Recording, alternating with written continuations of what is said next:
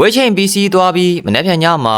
ကိုမာဝါနဲ့ရှင်ပြိုင်ထိုးသက်တော်မဲ့ကျော်စွာဝင်းလက်ဝဲကစားမှာကျော်စွာဝင်းရဲ့ပြိုင်ဘက်ကိုမာဝါတို့ရဲ့ဂျိုတင်ပြင်ဆင်မှုအခမ်းအနားတွေကအောင်မြင်စွာပြီးဆုံးသွားခဲ့ပါပြီ။နောက်စလုံးဟာတတ်မှတ်ထားတဲ့ဝေတန်းအလေးချိန်တွင်မှာတေချာပေါဝင်ဆန်းအောင်လို့ချိန်တင်နိုင်ခဲ့ကြတာပါ။ဝဲချိန်တိုင်းတာမှုပြီးမြောက်ပြီးတဲ့နောက်မှာတော့ဝဲကြွမြင်ချင်းစာရင်ဆိုင်တွေ့ဆုံမှု Facebook ကိုဆက်လက်ပြုလုပ်ခဲ့တာဖြစ်ပါတယ်။ဒီလိုမျိုးစင်မော်မှာမျက်နှာချင်းဆိုင်ရင်ဆိုင်လိုက်ရချိန်မှာနောက်စလုံးရဲ့ယုံကြည်မှုပြည့်နဲ့အစဉ်သင်းဖြစ်တဲ့အနေအထားကိုအထင်သာမြင်တွေ့ခဲ့ကြတာပါ။ဒါကပွဲမစမီပြင်ဆင်မှုတွေအားလုံးပြီးမြောက်သွားပြီဖြစ်ကြောင်းအတည်ပြုလိုက်တာလည်းဖြစ်ပါတယ်။ဒီထိုးသက်ပွဲကြီးကိုတော့မနေ့ပြန်တောက်ကြနေညထိုင်းစံတော်ချိန်9နာရီဝန်းကျင်မှာစတင်ကျင်းပပြုလုပ်သွားမှာဖြစ်ပါတယ်။မြမစစ်သွေးတော့ကျော်စွာဝင်းအနေနဲ့ပြိုင်မဲ့ခိုမာဝက်ကိုအကောင်းဆုံးနီးပြူဟာတွေတီးကြတဲ့ထိုးချက်တွေနဲ့ထိုးသက်သွားမှာပါ။နောက်စလုံးဟာဒီပွဲအတွက်အပြည့်အဝပြင်ဆင်လာကြတာကြောင့်ပွဲစားရနဲ့တင်တယောက်ကိုတယောက်အလျှော်မပေးဘဲနဲ့ပြင်းပြင်းထန်ထန်ထိုးနှက်ချက်တွေနဲ့ရှင်ပြိုင်ကြမှာဖြစ်ပါတယ်။ကျော်ဆောင်အနေနဲ့ပြိုင်ဘက်ရဲ့ကစားဟန်ကိုအကွက်စစ်စစ်ပိတ်ဆို့ပြီးတော့မိမိရဲ့အဓိကလက်သီးဆွဲရီကိုအဓိကအသုံးချသွားမှာဖြစ်ပါတယ်။အဲဒါကြောင့်ဒီပွဲစဉ်ဟာအပြန်အလှန်ထိုးနှက်မှုတွေနဲ့လွန်တရာအကျိတ်နဲ့ရှိလာမှာပါ။ကျော်ဆောင်ဝင်းဟာဒီပွဲစဉ်အတွက်လုံခဲ့တဲ့လာပေါင်းများစွာကလေးက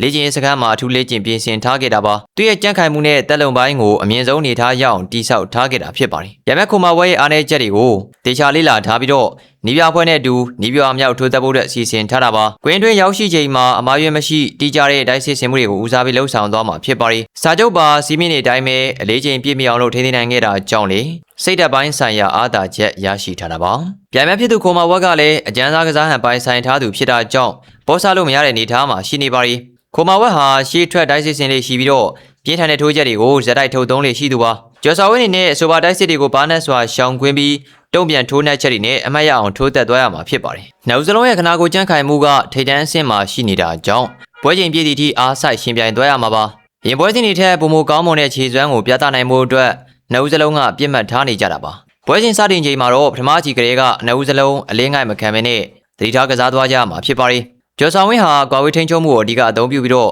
ပြန်မဲ့အလင်းငိုက်နေရာတွေကိုထိုးနှက်သွားမှာပါ။ခိုမာဝဲရဲ့တွန်းထိုးတိုက်စစ်ဆင်မှုတွေကိုရပ်တန့်နိုင်မှုအတွက်ကွေ့လက်သီးနဲ့အထက်ထိုးလက်သီးတွေကိုတေချာပေါက်ပေါင်းဆက်သွားမှာဖြစ်ပါတယ်။ပွဲချိန်ကြာမြင့်လာတဲ့မြတက်လုံသားသီးရသူကပွဲကိုထိန်းချုပ်သွားနိုင်မယ့်အနေအထားမှာရှိနေပါတယ်။ဒါကြောင့်မလို့တက်လုံပိုင်းမှာအပြေးအဝပြင်ဆင်ထားတဲ့ကျော်စွာဝင်းအတွက်အခွင့်အရေးကောင်းတွေကိုရရှိလာနိုင်မှာဖြစ်ပါတယ်။စင်မြင့်ပေါ်မှာရှင်ပြိုင်ရမယ့်ဒီပြပိုင်းမှာလည်းကျော်စွာဝင်းဘက်ကအားသာချက်တွေရှိနေပါတယ်။သူပြင်းတော့ခန်းစစ်ကနေတိုက်စစ်ကိုချက်ချင်းပြောင်းလဲနိုင်တဲ့သူ့ရဲ့အမြန်နှုန်းက